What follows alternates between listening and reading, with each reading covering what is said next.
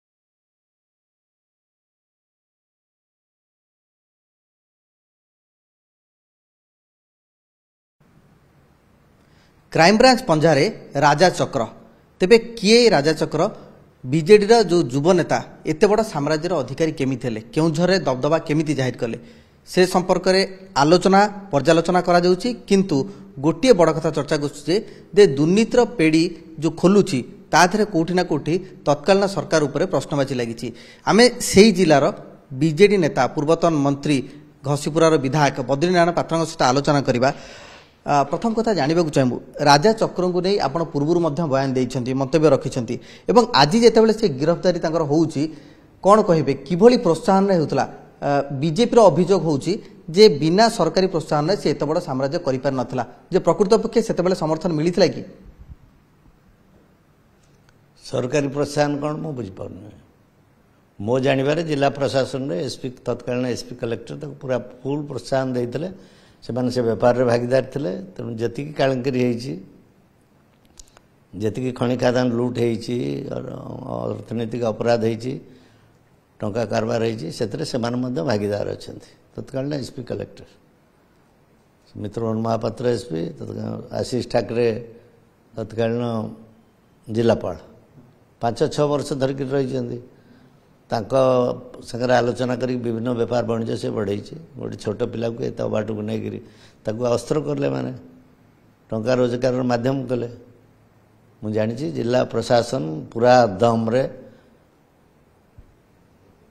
राजा चक्र को सुजोग देइछंती राजा चक्र कथार पुलिस एडमिनिस्ट्रेशन से चलला शत्रु साध्य करने से गोटे सुजोग पाइला मिछ सत करके लोक जहाँ ना जहाँ कहला मित्रमोहन ना केस कले सारा जिले में गोटे भयर वातावरण सृष्टि है खनि खादान दखल करने तो गोटे सुविधा है से इंडस्ट्री हो माइन्स हो आप रेलवे रैक लोडिंग कथा हो ये स्लरी पाइप बिछेवा कथा हो विभिन्न जगार आपंकर पब्लिक हियरिंग हो राजा को ही खोजा चलला तार ना को भी एसपी प्रोत्साहन देले ये राजा चक्र को धरा हो भितर बुझाणा कौन आप जापर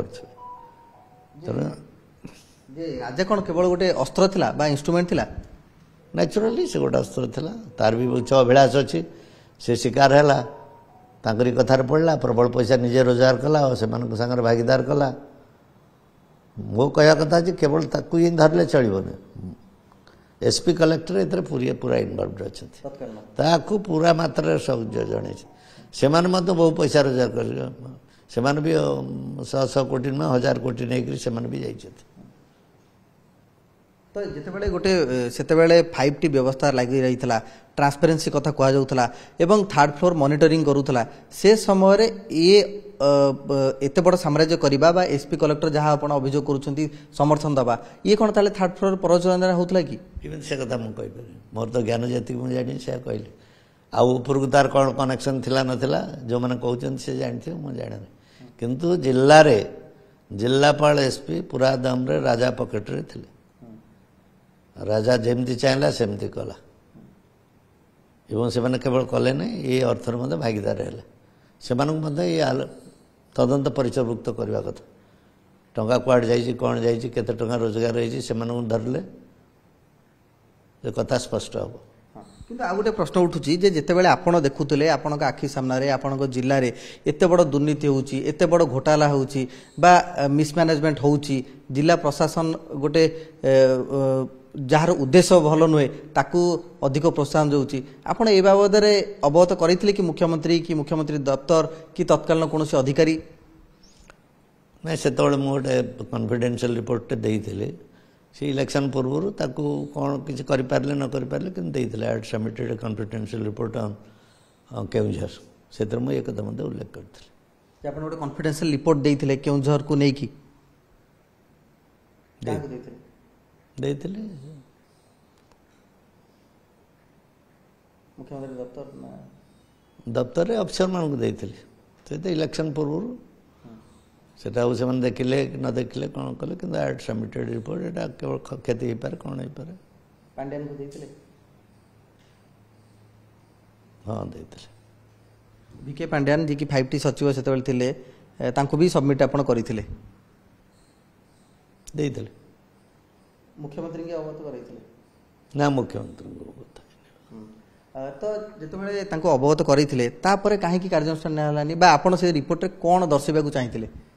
ଏଇ ଇରେଗୁଲାରିଟି ସବୁ ଯାହା ହେଉଛି, ବିପର୍ଯ୍ୟୟ ହେଉଛି, ଦଳର କ୍ଷତି ଘଟିବ, ବେପାରରେ ସବୁ ମାତିଲେ ଯାହା ହେବ ଅବସ୍ଥା, ଲୋକଙ୍କର ଅବିଶ୍ୱାସ ଆସିଲାଣି। ଛୋଟମୋଟ ବେପାର ଯେଉଁମାନେ କରୁଥିଲେ ସବୁ ଯେତେ ଝିଟିକା ମାରିକି ବଣି ପୋଷିଲେ, ଗୋଟିଏ ଲୋକକୁ ପୋଷିଲେ। ତେଣୁ ଲୋକଙ୍କର ଅସନ୍ତୋଷ ବଢ଼ୁଛି, ଦଳର କ୍ଷତି ନିଶ୍ଚିତ ଭାବରେ ହେବ। ତାପରେ ଏଠି ଦୁର୍ନୀତି ପ୍ରବଳ ଚାଲିଲା। ସେଥିରେ ଯେତେବେଳେ ପ୍ରୋତ୍ସାହନଟା ଉପର ସ୍ତରରୁ ପାଇଲେ, ଏସ୍ପି କଲେକ୍ଟରଠୁ, ନୀତି ଅନୀତି ମାନିଲେନି, ଟଙ୍କା ରୋଜଗାରଟାକୁ ବଡ଼ ବୋଲି ଭାବିଲେ, ଦଳଟା ଗୁଣ ହେଇଗଲା, ଲୋକଙ୍କର ଭାବନା ବଦଳିଗଲା ଦଳ ପ୍ରତି, ଯେଉଁଟା ଆମକୁ ଆଘାତ ଦେଲା, ଯେଉଁଟାକୁ ମୁଁ ଜଣାଇବାକୁ ଚାହିଁଥିଲି। ଆପଣ ଜଣାଇଥିଲେ, ରିପୋର୍ଟରେ ବି ଦେଖାଇଥିଲେ ଯେ ଏ ଘଟଣା ହୁଏତ ଆଗକୁ ପାଇଁ ଆମକୁ ବିପଦ ଆଣିପାରେ, ଯେଉଁଥିପାଇଁ କି 24 ବିପର୍ଯ୍ୟୟ ହେଲା ବୋଲି କୁହାଯାଇପାରିବ କି? ହଁ, ସେଟା ତ ବିପର୍ଯ୍ୟୟର କାରଣ ଗୋଟେ। That is one of the reasons for our failure in Keonjhar. ଯେ ପ୍ରଶାସନ ଜାଣତରେ ଯଦି ଜଣେ ପ୍ରୋତ୍ସାହନ ପାଉଛି, ଦୁର୍ନୀତି କରୁଛି, ଘୋଟାଲା କରୁଛି, ତାକୁ ଯଦି ପ୍ରୋତ୍ସାହନ ଦିଆଯାଏ ତାହାର ନିହାତି ଭାବରେ ଗୋଟେ ବୁମେରାଙ୍ଗ ମଧ୍ୟ ସାବ୍ୟସ୍ତ ହେବ। ତ ଆପଣ ଯେତେବେଳେ ଲୋକଙ୍କର ବେପାର ବନ୍ଦ ହେଇଗଲା, ରାଗ ବଢ଼ିଲା, ଦଳର କ୍ଷତି ହେଲା ନା? କ୍ଷତି ହେଲା ନା? ଯେଉଁ ଶହ ଲୋକ ବେପାର କରି ଛୋଟମୋଟ ଚଳୁଥିଲେ, ସମସ୍ତଙ୍କ ବେପାର ବନ୍ଦ ହେଇଗଲା, ସବୁ ବେପାର ଗୋଟେ ଲୋକକୁ ହାତକୁ ଚାଲି ଆସିଲା।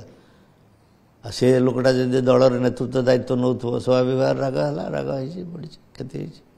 ଏଇ ଯେଉଁ କେଉଁଝର ଘୋଟାଲା ହେଇଛି ବା କେଉଁଝର ଲୁଟ୍ ହେଇଛି, ତା ଦେହରେ ଦାୟୀ କିଏ? ଆପଣମାନେ ବାହାର କରନ୍ତୁ। ମୁଁ ଯେତିକି କହିଲେ ଏଥିରୁ ଆପଣ ଆଉ ସେଥିରୁ ଯାହା ଜାଣିବେ, ଅନ୍ୟ କଥା ଜାଣିବେ, ଅନ୍ୟମାନଙ୍କୁ ପଚାରି ବୁଝିବେ।